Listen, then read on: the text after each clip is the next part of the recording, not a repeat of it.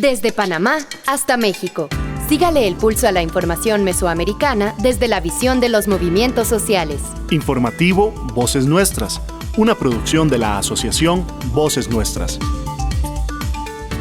Saludos, bienvenidas y bienvenidos al informativo mesoamericano Voces Nuestras, este espacio semanal de noticias comunitarias de nuestra región desde México hasta Panamá. Yo soy Joaquín Tapia Arenas. Y yo soy Génesis R. Cruz. Y esta semana les traemos, como siempre, las noticias e historias que producen nuestros compañeros y compañeras corresponsales desde diversos territorios de Mesoamérica. Gracias a usted que nos está escuchando y gracias por compartir este informativo para que llegue cada vez a más personas. También les recordamos que pueden seguirnos en todas las redes sociales como Voces Nuestras. Empezamos esta emisión 845 con los titulares de esta semana. En Nicaragua, la Unión Europea amplía las sanciones al régimen Ortega Murillo por un año más. En El Salvador, la falta de oportunidades, violencia y pobreza separa a las familias salvadoreñas. En México, gobierno emite recomendaciones para migrantes en zonas afectadas por el huracán Milton. En Guatemala, la larga noche de los 500 años. En Panamá, protestan frente a la Embajada de Israel en solidaridad con Palestina. En México, niñas y niños exponen su arte en Cuetzalan, Puebla. En Guatemala, autoridades revelan un patrón de corrupción en el Hospital San Juan de Dios. En México, radios públicas, sociales e indígenas comparten experiencias a 10 años de la reforma en telecomunicaciones. En Latinoamérica, economías transformadoras hacia un futuro sostenible y colectivo. Con la visión de los movimientos sociales. Informativo Voces Nuestras. En Nicaragua. El Consejo de la Unión Europea aprobó una resolución para ampliar las sanciones al régimen de Nicaragua por un año más, a partir del 15 de octubre de 2024 al 15 de octubre de 2025, por las constantes violaciones a los derechos humanos. Las sanciones se aplican directamente a 21 personas del régimen de Nicaragua, cuya lista la encabeza la vicepresidenta Rosario Murillo, sus hijos e hijas, el jefe de la policía Francisco Díaz y magistrados de la Corte Suprema de Justicia y del Poder Electoral. Las sanciones incluyen la prohibición a estas personas de viajar a cualquiera de los países que integran la Unión Europea. Tampoco pueden hacer negocios de comercio o cualquier tipo con estos países. Y además, la congelación de cualquier activo que se encuentre en los bancos europeos. Esta medida de ampliar las sanciones al régimen fue bien recibida por jóvenes opositores exiliados, quienes consideran que incluso debería de sancionarse a las personas que actúan como testaferros o prestanombre de esos funcionarios para hacer negocios y adquirir bienes. Así lo señalan Alex Aguirre y Yaritza Mairena, jóvenes opositores exiliados. Sin duda esto va a limitar que se sigan movilizando a pedir préstamos, a seguir endeudando al país para financiar la represión, y es un golpe duro a su moral como régimen dictatorial. Nicaragua sigue estando en la agenda de los tomadores de decisión internacionales, y la sociedad civil, los defensores de derechos humanos y la población en general siguen empujando por más sanciones y más presión para este régimen dictatorial. Creo que incluso hay que crear una estrategia de mayor presión para que se pueda concretar mayores sanciones, y más que todo también que no solamente sean a los principales perpetradores, sino también a los testaferros, a quienes colaboran con el régimen para lograr esa futura transición a la democracia y el restablecimiento de los derechos humanos. Funcionarios del régimen de Ortega en algunos actos políticos han dicho que las sanciones son una condecoración, un honor recibirlas para ellos, por defender la soberanía nacional y rechazar cualquier injerencia. Sin embargo, el canciller nicaragüense, en su reciente comparecencia en la Asamblea General de las Naciones Unidas, pidió a Estados Unidos y a la Unión Europea que levanten las sanciones. Desde 2019, la Unión Europea ha implementado sanciones a funcionarios del régimen de Daniel Ortega debido a las constantes violaciones a los derechos humanos, la persecución a la Iglesia, a defensoras y defensores y a medios de comunicación, del cual el régimen no da tregua. La Unión Europea ha llamado al régimen de Ortega y Murillo a respetar los derechos humanos y a permitir las condiciones para el retorno de la democracia, pero el régimen hace oídos sordos a estos llamados. Noticias con identidad mesoamericana. Informativo Voces Nuestras. En enero de 2025 está prevista la finalización del programa de parol humanitario para los nicaragüenses que viven en Estados Unidos. Sin embargo, se habla de la necesidad de una extensión de tiempo, mejor conocida como reparol. Esto beneficiaría grandemente a nuestra comunidad migrante. Aunque en este momento el reparol solo está vigente para personas ciudadanas de Ucrania, esto nos da una luz de esperanza para las personas cubanas, haitianas, venezolanas y nicaragüenses que no sabían que existía la posibilidad de extender el tiempo de estadía formal en los Estados Unidos. El parol humanitario ayudó de forma significativa a los migrantes nicaragüenses porque estableció una forma legal de emigrar y les dio la oportunidad a estas personas de poder trabajar y estar legalmente. Si la Casa Blanca sigue implementando consistentemente sus políticas migratorias, creo que hay un chance de que el presidente Biden pueda extender y crear este programa de reparol. Un reparol me beneficiaría mucho porque haría que yo pudiese pedir a mi familia de puedan venir de una forma legal y segura. Un reparol me beneficiaría ya que primeramente es una extensión para estar acá de manera legal en Estados Unidos. A la vez me va a permitir seguir con mis sueños, mis aspiraciones y poder estar con mi familia, ya que toda mi familia está acá en Estados Unidos. Sería un alivio para la comunidad migrante recibir el beneficio del reparol. Esto contribuiría a que las familias permanezcan unidas y que muchos de los sueños de las y los nicaragüenses de vivir en un país con oportunidades se hagan realidad. El tiempo sigue pasando y eso hace que surjan un sinnúmero de especulaciones en torno a este beneficio migratorio. Sin embargo, todavía no hay ninguna conclusión en concreto. Si estás pensando en migrar y solicitar parol, busca acceso a la información más adecuada. Esta es una producción de la Asociación Puntos de Encuentro y de Calle. En El Salvador. En este país, la violencia intrafamiliar y la pobreza continúan siendo motores de la separación familiar, según un reciente estudio realizado por Aldeas Infantiles SOS y la Universidad Técnica de El Salvador. La falta de oportunidades económicas, que impide a muchas familias cubrir sus necesidades básicas, está desencadenando graves consecuencias sociales, como el aumento de suicidios y de infancias en situación de calle.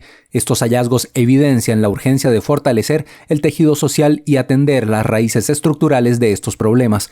Desde YSUCA en El Salvador, nuestro compañero Kevin Muñoz nos trae más detalles. La violencia doméstica y la pobreza extrema son algunos de los principales motivos que influyen en la separación de infantes de sus padres, señala el estudio, factores clave que contribuyen a la separación familiar en El Salvador, realizado por Aldeas Infantiles SOS y la Universidad Tecnológica de El Salvador. El estudio busca que la identificación de estos factores pueda contribuir a la implementación de políticas públicas que fortalezcan a las familias. Carlos Flores, gerente de abogacía e incidencia de Aldeas Infantiles SOS, dijo que sobre el factor de la pobreza de las familias no están teniendo oportunidades para una sostenibilidad económica, y sobre la violencia también se han generado otros problemas como suicidios en menores de edad.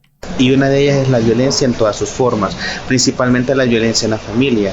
Aquí es importante reconocer que a pesar de que las políticas de seguridad han cambiado, las dinámicas sociales en las que las salvadoreñas y los salvadoreños interactuamos y que podemos sentir un clima de seguridad, esto no es la misma realidad para las niñas y los niños, porque las niñas y los niños dentro de su familia están sufriendo violencia por quienes deberían de estarlos cuidando, que pueden ser sus madres, que pueden ser sus padres, que pueden ser sus personas responsables. Y esta situación genera otras problemáticas. Nosotros podemos ver también muchos casos de suicidio que se han dado en El Salvador, y atrás de estos suicidios podemos encontrar situaciones de violencia o niñas y niños que se encuentran en situación de calle y que producto de esas, de estas situaciones de violencia, estas niñas y estos niños terminan sufriendo vulneraciones de derechos.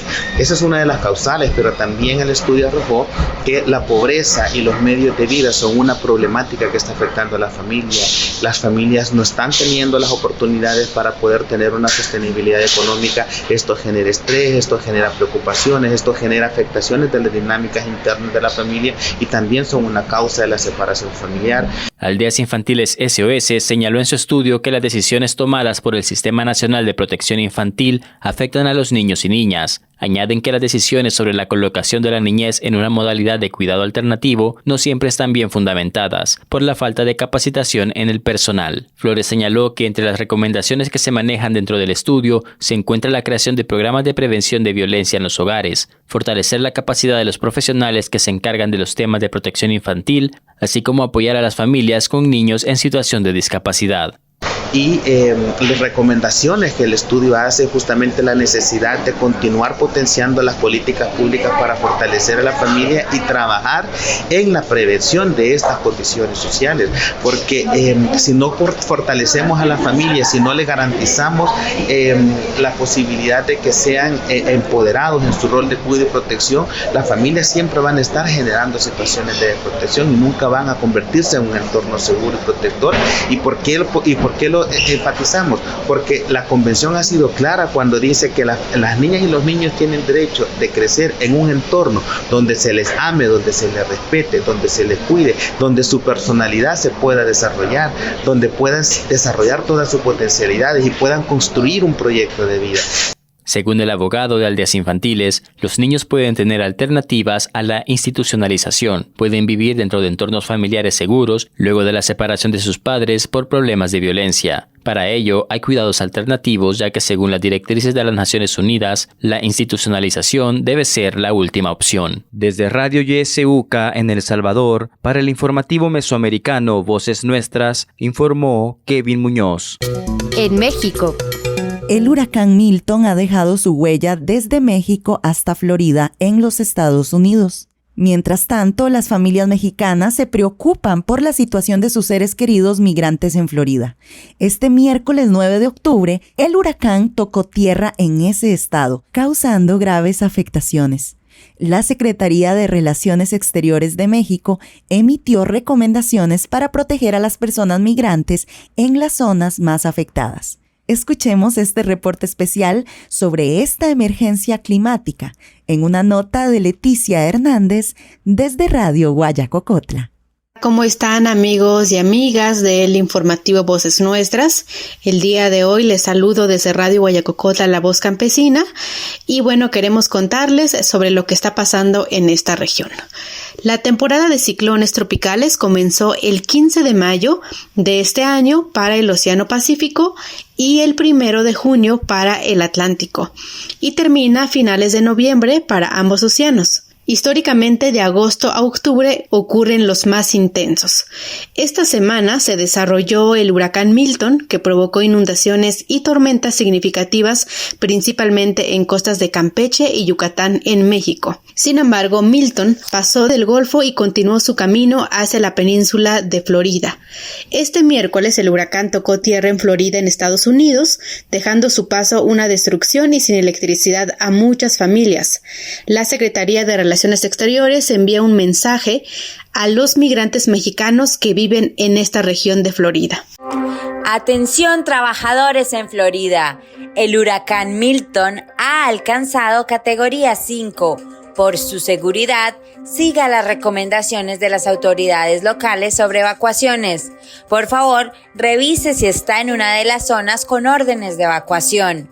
Si tiene un kit de emergencia, manténgalo a la mano y manténgase atento a las alertas meteorológicas locales. Asegúrese de que su celular esté completamente cargado antes de que llegue la tormenta. Haga un plan de emergencia y evacuación con sus compañeros y compañeras de trabajo. Reúna suministros básicos como botellas de agua, cobijas, linternas, silbatos y guarde sus documentos importantes como pasaporte e identificación en una bolsa plástica para protegerlos del agua. Nunca conduzca por carreteras inundadas ni ignore las barricadas de seguridad. Encuentre información sobre refugios enviando un mensaje de texto al 43362 con la palabra refugio y el código postal donde esté ubicado. Si necesita más información, contacte al Centro de Información y Asistencia a Personas Mexicanas, CIAM, al 520-623-7874. O contacte al Consulado General de México en Miami, número 786-268-4900. También Tenemos la voz de uno de los migrantes que trabaja en los campos agrícolas y nos comparte que tuvieron que salir de Florida para resguardarse. Nosotros nos evacuaron porque estábamos ahí en Sarasota, ahí pegado como a 10, 15 minutos al mar, y pues nos evacuaron el martes en la mañana. Nos tuvimos que desocupar el hotel y pues nos venimos aquí en Tennessee. Ahorita estamos en Tennessee porque sí, iba a estar feo, estuvo feo más que nada. Durante esta semana, la clasificación de Milton se ha intensificado varias veces entre categoría 4 y 5, un huracán extremadamente peligroso, pero poco a poco fue bajando la intensidad y llegó a Florida como categoría 3. Importante saber y mantener la comunicación con los hermanos y hermanas migrantes que son de diferentes países y se concentran en Florida. Estaremos al pendiente para seguir informando. Mientras me despido, yo soy Leticia Hernández de Radio Guayacocotla, La Voz Campesina, y esto fue el informativo Voces Nuestras. Nos unen nuestros territorios, nuestras historias, nuestras culturas. Informativo Mesoamericano, Voces Nuestras.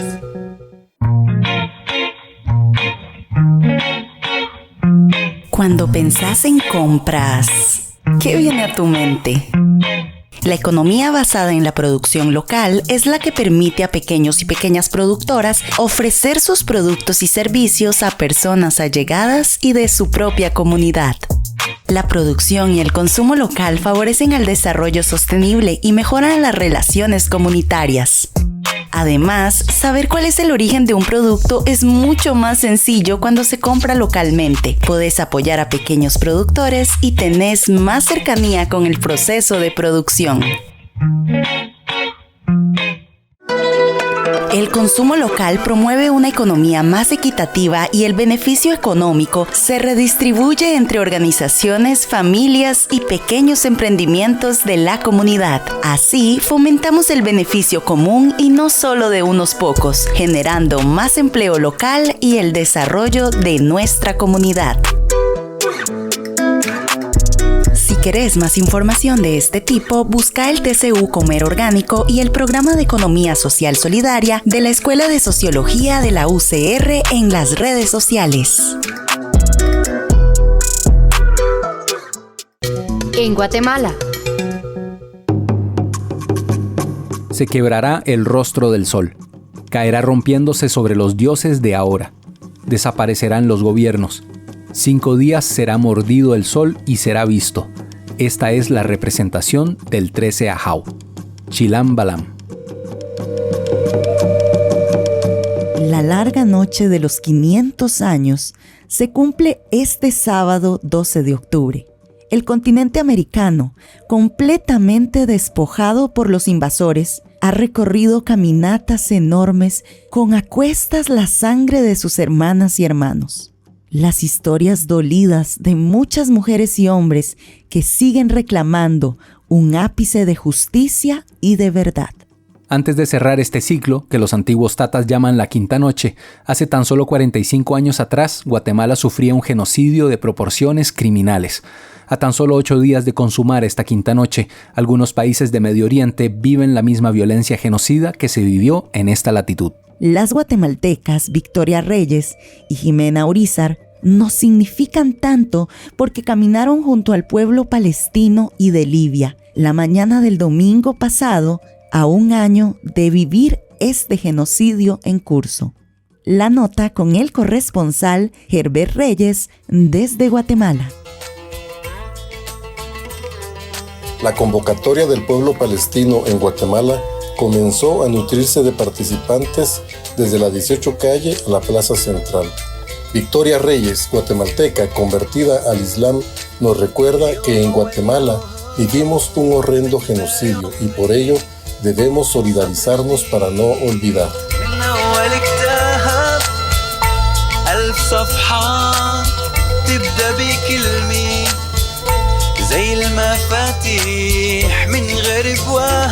Soy Victoria Reyes, soy una guatemalteca musulmana convertida que ha vivido en esos años tan negros de la guerra interna en Guatemala, donde el ejército, igual que la policía, masacró y desapareció personas, donde en el Triángulo Ixil quisieron arrasar a la etnia Ixil. Prueba de eso son los juicios que se están llevando ahorita en el organismo judicial, y en donde las mujeres tienen que volver a revivir ese dolor tan grande de haber sido violadas o matado a sus hijos o sus esposos o sus padres, dejar atrás a sus hijos muertos, e incluso han habido lugares donde han encontrado a mujeres que le sacaron del vientre a los fetos. Entonces es una comparación con lo que está pasando en Palestina. Claro, nosotros vivimos 36 años de esto, Palestina lleva más de 70 años. Para las mujeres es un dolor muy grande, nos duele el corazón, nos duele el vientre de perder a nuestros hijos, a nuestras hijas, a nuestros padres, a nuestros abuelos, ser desplazados de las tierras donde dejamos el ombligo. Eso es lo que nos duele. Y es precisamente por eso que venimos nosotros acompañando a los hermanos palestinos, a los hermanos de Libia, de Sudán, de Yemen, ¿verdad?, que están sufriendo lo mismo que sufrimos nosotros aquí. ¿Y por quién? Por el mismo agente, Estados Unidos e Israel sionista, porque hay muchos judíos que están en contra del sionismo. ¡Viva Palestina libre! ¡Viva sin genocidio!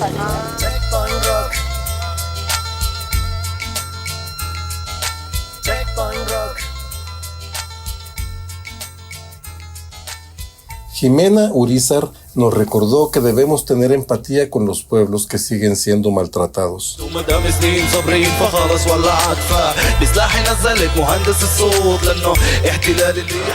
nombre es Jimena Urizar, tengo 16 años y para mí este día me ha llenado de muchas experiencias. Es importante que seamos solidarios con las personas que no pueden alzar su voz. Tenemos que tener empatía por Palestina. Ese genocidio es lo que está pasando, como ocurrió acá también en Guatemala.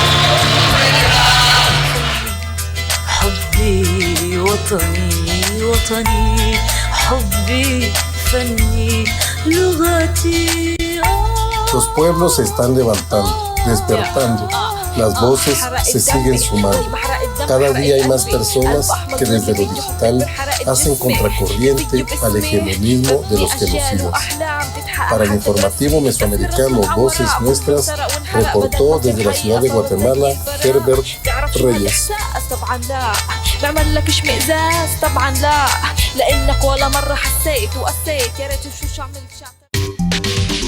Con la visión de los movimientos sociales. Informativo Voces Nuestras.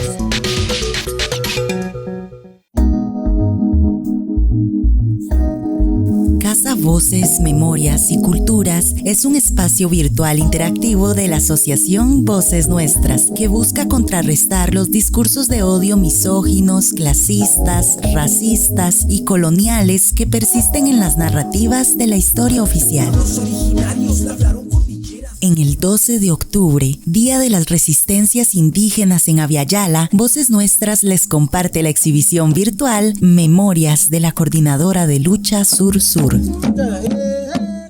La exhibición, disponible en vocesnuestras.org, permite hacer un recorrido audiovisual hasta las raíces de la historia de los territorios y pueblos originarios de Costa Rica.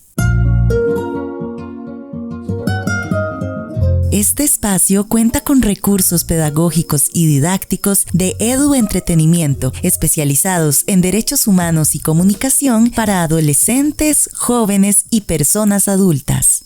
Con mapas, juegos, música y animaciones, este recorrido virtual reconstruye relatos de mayores y mayoras de distintos pueblos, recopilados con el apoyo de los autogobiernos y organizaciones propias de los territorios. Voces Nuestras trabajó en conjunto con la Coordinadora de Lucha Sur-Sur y docentes de estudios sociales del Ministerio de Educación Pública para recopilar la memoria de los pueblos que se retrata en la exhibición. La Coordinadora de Lucha Sur-Sur reúne a organizaciones de pueblos originarios y comunidades campesinas de la zona sur de Costa Rica, que se han organizado históricamente en defensa de la tierra, los ríos, la justicia y contra la impunidad. Hasta que me muera, vamos a luchar este proceso hasta que me muera, no vamos a salir huyendo.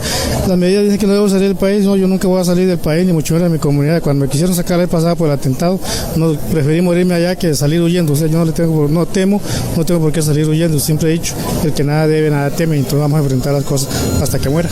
Actualmente, la coordinadora ha centrado su trabajo en los procesos de defensa de los derechos humanos de los pueblos originarios y en la recuperación de tierras, territorios que han sido usurpados por personas no indígenas. En Terra está pasando una ola de agresión en contra de todos los que estamos luchando por hacer valer nuestras leyes como territorios indígenas. A mi gente les pido un poco más de paciencia de la que hemos tenido. A mi gente les pido fe. Visita vocesnuestras.org, crea tu avatar y sé parte de una experiencia interactiva de educación popular. Voces Nuestras, Centro de Comunicación Educativa. En Panamá. El pasado 7 de octubre, el Comité Panameño de Solidaridad con Palestina llevó a cabo una manifestación frente a la Embajada de Israel en Panamá, condenando la agresión permanente del Estado sionista israelí contra Palestina, especialmente en la Franja de Gaza.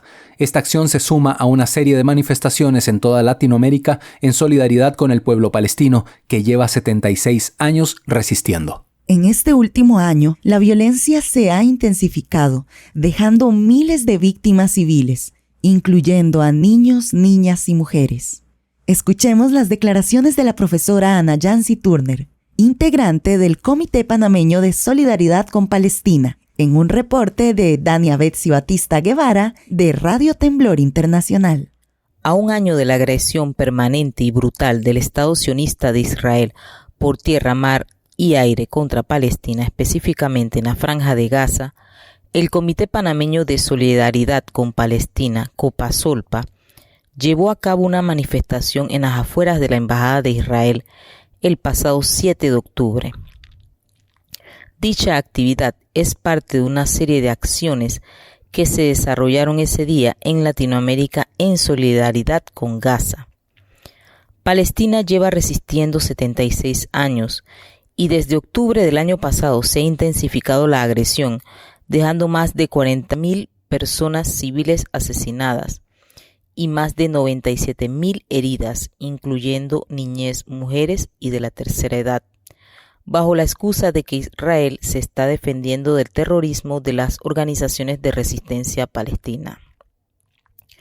Escuchemos declaraciones de la profesora Ana Yancy Turner, integrante del Comité Panameño de Solidaridad con Palestina.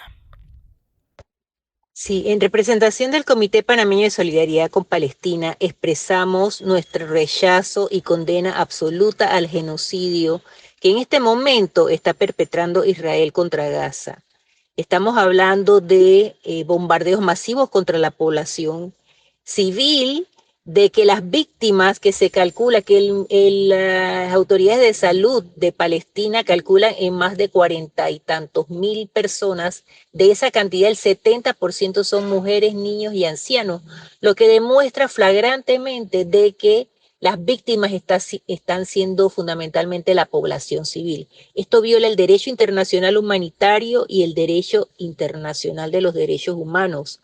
Fíjese que la Corte Internacional de Justicia, así como la Asamblea General de las Naciones Unidas, más recientemente ha señalado que la ocupación israelí contra Palestina es totalmente ilegal.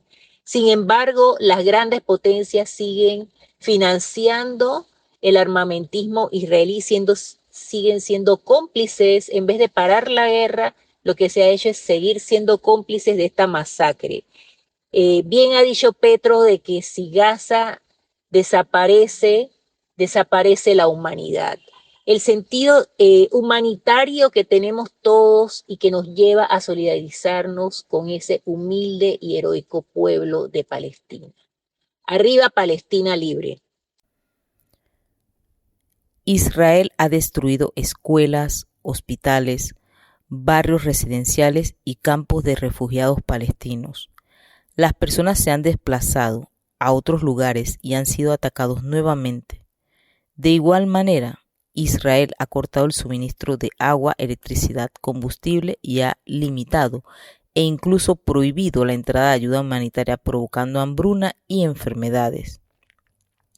Por otro lado, Israel sigue escalando sus ataques a nivel internacional, bombardeando otros países de la región como Líbano, Yemen, Siria e Irán, en su intento de anexar territorios a su favor en algunas de estas naciones. Por su parte, la Corte Internacional de Justicia ha declarado que la ocupación de Israel contra Palestina es ilegal y a su vez lo ha declarado responsable de apartheid. Desde Panamá, soy Dania Betsy Batista Guevara, Radio Temblor Internacional, para el informativo Voces Nuestras. Aquí se escuchan las voces de las mujeres y hombres que construyen Mesoamérica día a día. Informativo Voces Nuestras. Estoy cansada. Hablemos claro, sea cual sea la razón. Si te forzaron a tener relaciones sexuales, si el condón se rompió durante la relación sexual, si no te sentís segura, vos podés, y es tu derecho, solicitar anticoncepción de emergencia en EVAIS, farmacias, clínicas privadas, atención de urgencias, etc. Yo creo que es nuestro derecho a la prevención sin juicios. Parece mentira. Es un mundo de hombres todavía. Prevención sin prejuicios. Un mensaje de la Colectiva por el Derecho a Decidir. Ustedes para afuera su camino. En México. El pasado 5 de octubre, niñas y niños del municipio de Cuetzalan, en la Sierra Norte de Puebla, presentaron la exposición Artistas del Mañana. Esta iniciativa es el resultado de un proceso formativo diseñado para que las infancias principalmente exploren y desarrollen sus habilidades artísticas mediante técnicas básicas y avanzadas de dibujo, pintura y grabado. Hoy conoceremos más sobre esta inspiradora exposición en un reportaje de Radio Sinaca.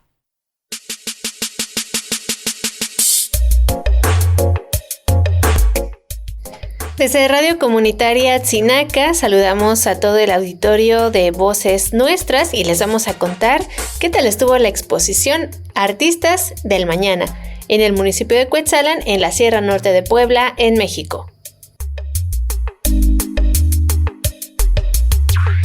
El pasado 5 de octubre del 2024 se llevó a cabo la primera exposición de arte de las niñas y niños que forman parte del curso Artistas del Mañana, que se lleva a cabo en el espacio creativo Tiltic. Dulce Vázquez y Avi Morita, docentes de este taller, explicaron cuál ha sido el proceso para llevar a cabo la formación de las infancias en el ámbito del arte.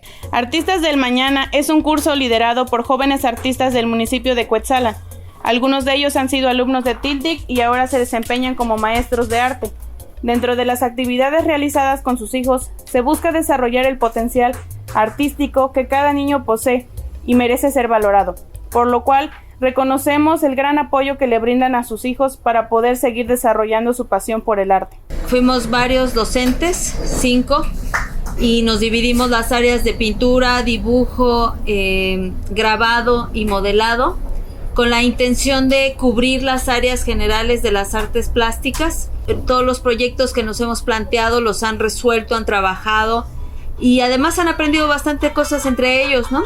De cada uno de ellos hemos ido viendo su proceso de trabajo, de relacionarse con los materiales y de saber qué les gusta más, o sea, y cómo trabaja, como algunos son más metódicos, o quienes son más espontáneos. Eso, pues ha sido un gusto, un gran honor trabajar con ellos.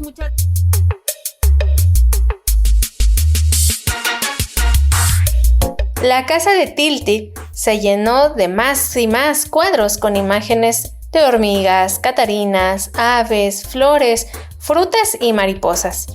Algunos elaborados con gises, otros con pintura, esculturas. El artista Mishteyot, uno de los maestros del curso, y los alumnos Neymar y Vale nos escriben algunas de las obras expuestas.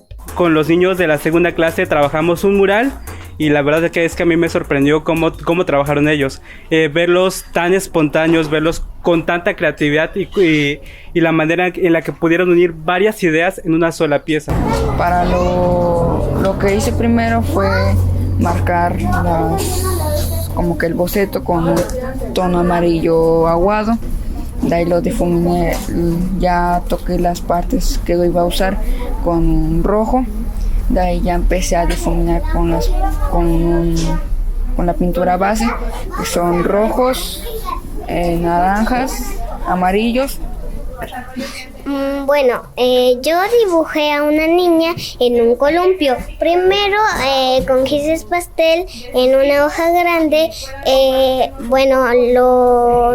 Lo pintamos con gises así y después, para que no se viera tanto, dibujamos un dibujo y lo coloreamos. Los beneficios del arte en las niñas y los niños son incontables. ¿Y quién mejor para hablar de ellos que sus padres y madres? Me da mucho gusto cómo va de adelantada, porque llegando de la escuela luego busca su mesa hacer su tarea, luego tiene un libro de su diario que ella va haciendo. Yo estoy muy encantada, feliz de mi nietecita. Me gustó mucho el mural y todos sus trabajos de mi hija. Es algo muy bonito porque los niños ahí van expresando también sus emociones, su sentir, y les va ayudando a desarrollarse como personas. Entonces sí es un proceso muy bonito el que están viviendo. Ya de por sí los niños que vienen traen como que de por sí esa chispa, ¿no? del arte, ya lo traen dentro de sí, porque en casa lo vemos, sus dibujos que empiezan a realizar, pues ellos sí ya van descubriendo, y aparte de que la tecnología también les va ayudando, porque lo que ustedes les enseñan aquí, ellos lo fortalecen en casa, buscando, investigando, empiezan a investigar, y esto cómo se hace, y aquello cómo se hace, y pues además de que los enseñan a trabajar en equipo. Eso es algo muy importante que también se está perdiendo en nuestras nuevas generaciones, el trabajo colaborativo. Las temáticas que se abordaron son muy interesantes, muy adecuadas a lo que estamos viviendo. El taller Artistas del Mañana iniciará un nuevo proceso de formación el próximo miércoles 9 de octubre, todos los miércoles de 3:30 de la tarde a 5:30 y los sábados de 12 del día a 2 de la tarde.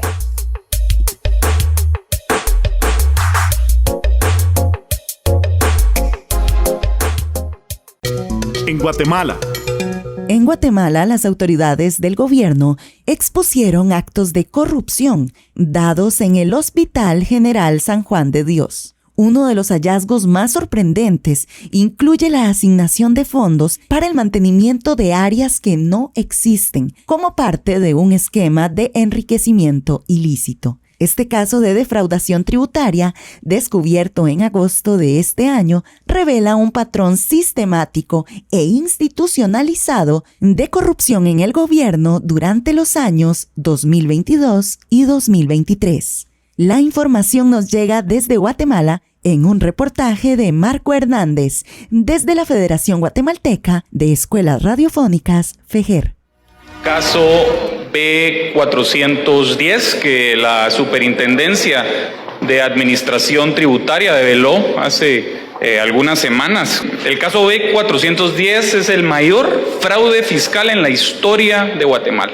Es el mayor fraude fiscal que hemos sufrido en el último tiempo en el país. Triste ejemplo de las redes de corrupción que montaron gobiernos anteriores, y un gran recordatorio al pueblo de Guatemala de una de las principales misiones del gobierno del presidente Arévalo: combatir firmemente la corrupción que ha privado a las guatemaltecas y a los guatemaltecos del buen vivir.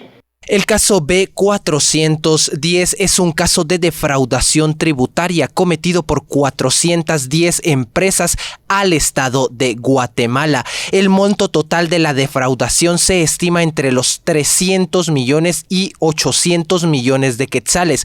Ocurrido esto en tiempos del gobierno de Alejandro Yamatei.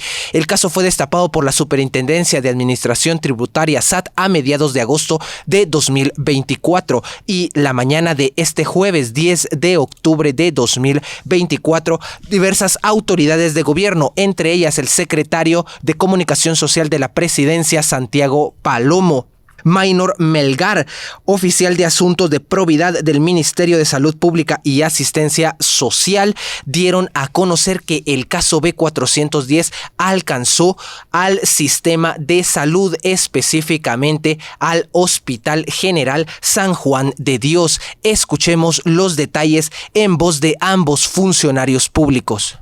Queremos entregar detalles de una nueva línea que implica un fraude directo a este hospital, al Hospital San Juan de Dios, al que muchos usuarios en la capital y de otras partes del país utilizan. Lo que este hospital vive es una consecuencia de una red de defraudación tributaria, un patrón criminal de compras fraudulentas con colusión, fraccionamiento sobre costos y, en definitiva, enriquecerse indebidamente a costa de quitarle la salud a los guatemaltecos. Más que nunca, las aristas de este caso deben ser investigadas a plenitud por el Ministerio Público, a plenitud. Muy bien, en este momento recibimos al señor Maynor Melgar, oficial de Asuntos de Probidad del Ministerio de Salud Pública, que hará una presentación de casos de corrupción y fraude al Hospital General San Juan de Dios. Bienvenido. Lo que vamos a ver a continuación es un fenómeno de corrupción, diríamos que responde a un patrón institucionalizado, particularmente en los años 2022 y 2023.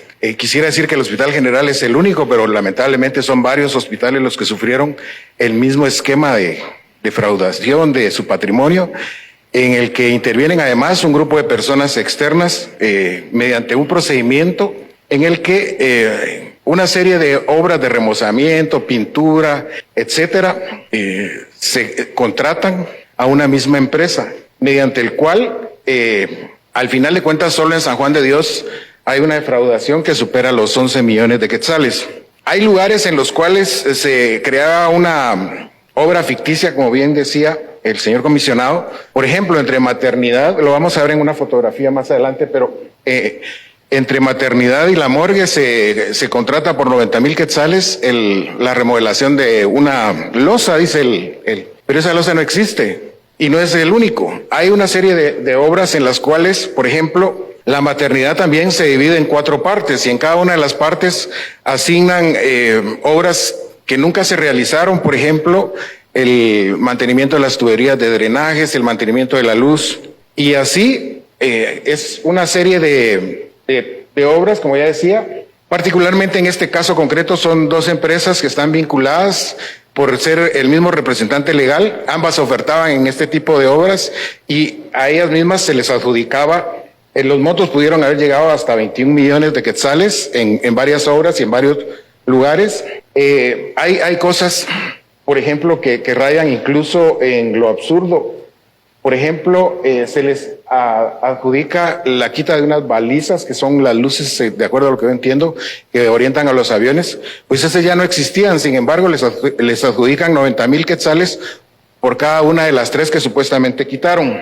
En esta diapositiva pueden ver ustedes a la terraza que supuestamente le dieron mantenimiento, la cual no existía. Hay frente a los elevadores un área que le llaman el lobby. En esa área del lobby, enfrente de los elevadores, adjudican 90,000 por mantenimiento de la tubería de drenaje, 90,000 por mantenimiento de la luz, 90,000 por remodelación de paredes y en cada uno de los niveles del hospital. Obras que obviamente nunca se hicieron, pero al extremo también de que hay lugares que aparecen adjudicadas obras de remozamiento. Todo gira en torno al remozamiento y les voy a explicar por qué. Porque es más difícil con el tiempo poder rastrear el delito como tal. Porque supuestamente si se dio mantenimiento al drenaje, pues no vamos a romper. Entonces, dentro del esquema criminal se busca este tipo de medio de lograr la sustracción del dinero, pensando en que no será posible rastrearlo posteriormente. El monto de la defraudación en el referido hospital ascendería a más de 11 millones de quetzales. También fue mencionado por parte del oficial de Asuntos de Probidad del Ministerio de Salud Pública, Maynor Melgar, que incluso se generaron eventos en lugares que no existen dentro del hospital. Marco Hernández informando desde los territorios. Noticias con identidad mesoamericana. Informativo Voces Nuestras. Tenemos sabiduría, portamos el don de la vida. Nuestros ancestros usaron lo natural. Usaban trocitos de tela, pero no tenían la forma anatómica que tiene esto. Hemos mejorado esto. Ahora estamos hablando de un producto que tiene seguridad de que no va a pasar, que esto no existía en aquel tiempo, que estamos buscando la tela que sea idónea, que no sea una tela que nos vaya a producir alergia, que nos vaya a producir roces de algo, ¿no? Ni malos olores, ni nada. Entonces se ha ido mejorando y como puedes ver, ya ella tiene todas las ventajas que podríamos decir que tiene una toalla comercial desechable, que viene con su gomita para que no se despegue. Pues aquí le vamos a poner el broche. Entonces ella no se va a correr para ningún lado y es muy segura. Son prendas que van siendo muy elaboradas y pensadas en la salud de la mujer. No es nada más por hacerla, porque se venda, sino pensando en el cambio en la salud de la mujer. Para más información, visite las redes sociales de Voces Nuestras y de Niñas Sabias.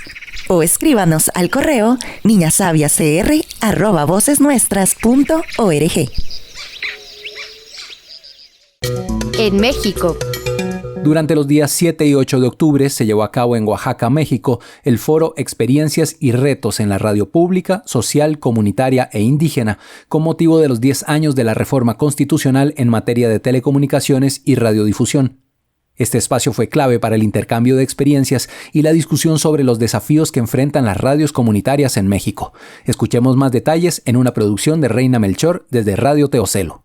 Saludos América Latina. Durante los días 7 y 8 de octubre se realizó en Oaxaca el foro con el tema Experiencias y retos de la radio pública, social, comunitaria e indígenas a 10 años de la reforma constitucional en materia de telecomunicaciones y radiodifusión, en el marco del 60 aniversario de Radio Universidad, a invitación del rector de la Universidad Autónoma Benito Juárez, Cristian Eder Carreño López. Se dieron cita representantes de diversos medios comunitarios, indígenas y afromexicanos del país, en donde las y los participantes colocaron sobre la mesa la revisión de la Ley de Radio y Televisión aprobada en 2014, así como de las facilidades, dificultades, retos que enfrentan las radios en México, como lo señaló Melquiades Rosas de Radio Nandía de Oaxaca. Les voy a dar una concesión, pero ¿con quién me entiendo? ¿Con el pueblo? No, pues ¿cómo le voy a reclamar al pueblo?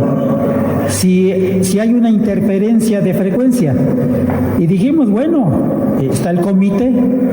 Bueno, órale pues, el comité.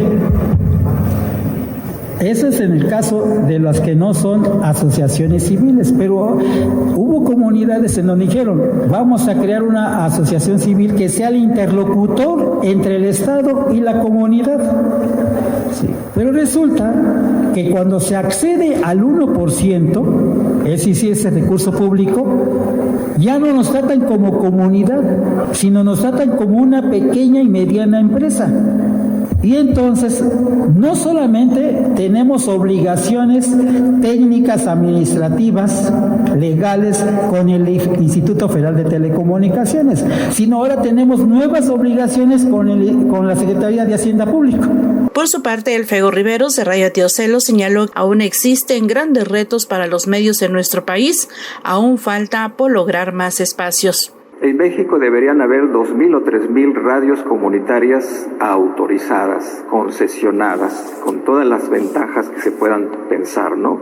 Porque es un derecho, no es un favor, no es una dádiva, así que todavía falta luchar por más cosas. En 1965, como ya dijimos, aparecen estas dos emisoras permisionadas, Guaya y Teocelo, 2004-2005, los 10 permisos de AMAR, y durante los siguientes 9 años, periodo 2015-2024, o sea, del 2015 a la fecha, el IFETEL ha entregado, ojo, 212 concesiones comunitarias, 36 indígenas y una afromexicana.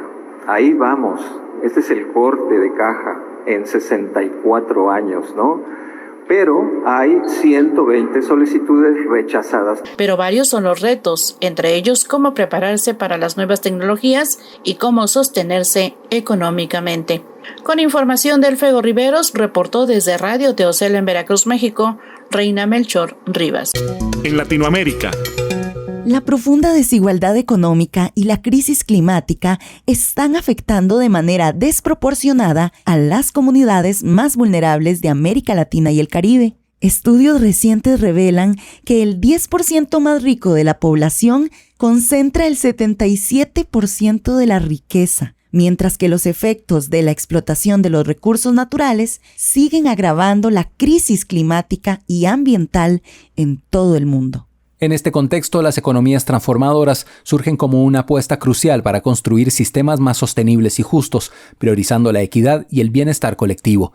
La información con Ingrid Burgos en una producción de ALER. América Latina y el Caribe es una de las regiones más desiguales del mundo, donde solo el 10% más rico de la población concentra el 77% de la riqueza, mientras que las comunidades más vulnerables siguen siendo las más afectadas por la crisis climática y la explotación desenfrenada de los recursos naturales. En estos momentos, donde las economías de nuestra región enfrentan desafíos sin precedentes, es fundamental explorar alternativas que impulsen modelos económicos más sostenibles y profundicen el bienestar de las comunidades y protección ambiental. Y en este contexto, precisamente a puertas de iniciar la COP16, el Foro Social Mundial de las Economías Transformadoras se realiza como una oportunidad de construir un cambio con sistemas más justos, solidarios y sostenibles que promuevan el bienestar colectivo. Para dialogar sobre este tema y cómo estos eventos ofrecen soluciones amigables, hoy nos acompaña Germán Niño, coordinador del Grupo de Trabajos de Economías Transformadoras de la Tindad. ¿De qué hablamos cuando nos referimos a economías transformadoras y por qué es importante abordarlas en este contexto actual?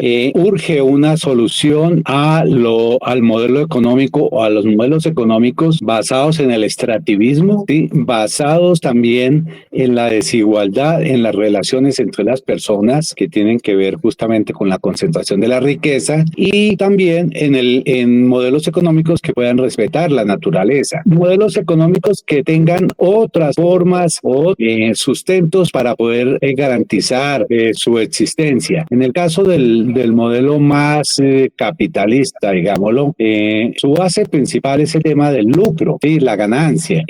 Cuando hablamos de economías transformadoras, estamos hablando de economías que tienen propósitos ligados a la cooperación, a la solidaridad, al cuidado de la naturaleza y al respeto de los derechos humanos de las personas que hacen parte de estas formas de economía. Por supuesto, es todo un cambio, es un desafío importante. Y cuando hablamos de economías transformadoras, estamos hablando de economías que son capaces de transformándose. Es decir, las personas que ejercen las economías transformadoras, al tiempo que hacen el intercambio de bienes y servicios, están por supuesto también construyendo al interior de su propio ser, al interior de sus comunidades y por supuesto también a un nivel un poco mayor en sus departamentos y ojalá países, formas diferentes de relacionarnos que tienen como propósito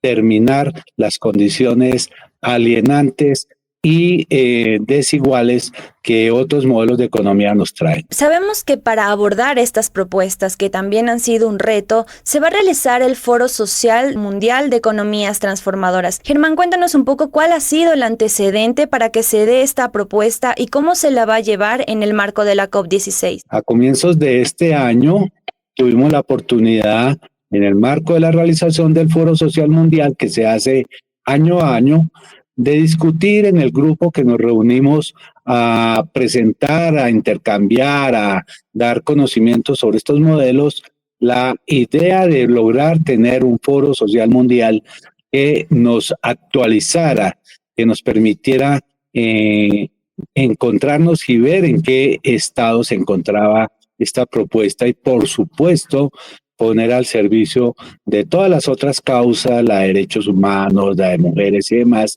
esta perspectiva. Al inicio mencionábamos también datos alarmantes sobre la situación de América Latina y el Caribe. ¿Qué esperar de estos foros, de estos tratados que se realicen en el marco ya sea del Foro Mundial o de la COP? Como organizaciones sociales, ¿qué se espera que se aborde dentro de estos foros? Bueno, lo primero que hay que decir es que estamos enmarcados en un proceso. Este proceso arranca años atrás. Es un proceso que de manera continua viene trabajando, reflexionando, proponiendo. En el caso de las organizaciones sociales y comunitarias, desde hace un tiempo atrás venimos preocupados por toda la situación de lo que llamaríamos la deuda histórica con las personas en materia de derechos humanos y con la naturaleza en materia de derechos de la naturaleza. ¿Qué pensamos y qué queremos? Queremos que se produzcan avances significativos que puedan empezar a marcar las agendas de los gobiernos, por supuesto, y que esas agendas de los gobiernos nos permitan armonizar e introducir a manera de propuestas y lo que se viene trabajando desde las organizaciones sociales. Es un proceso que viene, un proceso que se hace realidad en el mes de octubre y que sigue más hacia el año 2025, donde vamos a tener también eventos de una gran importancia, incluso a final de este año, como es el caso de la COP29 en Azerbaiyán, del G20 del G20 en Brasil, y el año entrante la segunda cumbre de los presidentes, la reunión de la Unión Europea y la CELAC, y en el fin del año, en noviembre, la COP30 en Brasil. Bueno, sabemos que esto es un proceso largo, complejo, pero que ha venido acompañando finalmente a todas estas alternativas y soluciones no solamente sostenibles, sino también amigables con el medio ambiente. Y ya un poco para ir finalizando la entrevista, Germán, para nuestras radios y medios comunitarios asociados y aliados que buscan amplificar estas voces, ¿cuál es su mensaje para generar conciencia y acción en torno a estas economías transformadoras? Hay un mensaje que es central. El cambio está en marcha. El cambio, con todas las dificultades que tenemos en este momento, que nos surge incluso cuando vemos con tristeza y realmente con mucha sorpresa la intensificación de la guerra, la intensificación del sacrificio de seres humanos en manos del poder, ¿sí? Ante la miseria que cada vez no se detiene, crece, ante los desastres de la naturaleza, el mensaje es: unámonos en nuestras agendas, unámonos en nuestras acciones. Somos más que nuestra propia organización. Tenemos en este momento una oportunidad para poder cambiar las condiciones en las cuales nos estamos moviendo. Es crucial que como generación podamos dejar ese aporte significativo a lo que es el futuro de la humanidad. Si tiene información, sugerencias o comentarios, le invitamos a escribirnos a redaccion@vocesnuestras.org. En Twitter somos Voces Nuestras. Llegamos al cierre de esta emisión número 845 de este informativo mesoamericano Voces Nuestras. Muchísimas gracias a toda la red de corresponsales que hace sus aportes semana a semana desde un periodismo popular y comunitario. Y gracias también a usted que nos escucha, porque sin ustedes este espacio no tendría ningún sentido. Sigan compartiendo esta producción para llegar a más personas y recuerden seguirnos también en las redes sociales como Voces Nuestras. Les acompañamos Génesis R. Cruz y Joaquín Tapiarenas. Nos despedimos, pero les recordamos que nos escuchamos la próxima semana con más información e historias desde los territorios. Hasta entonces. Informativo Mesoamericano Voces Nuestras, una producción de la Asociación Voces Nuestras con el apoyo de la red de corresponsales, representantes de medios y organizaciones de Centroamérica y México y el apoyo de Rosa Luxemburg Stiftung y Pan para el Mundo.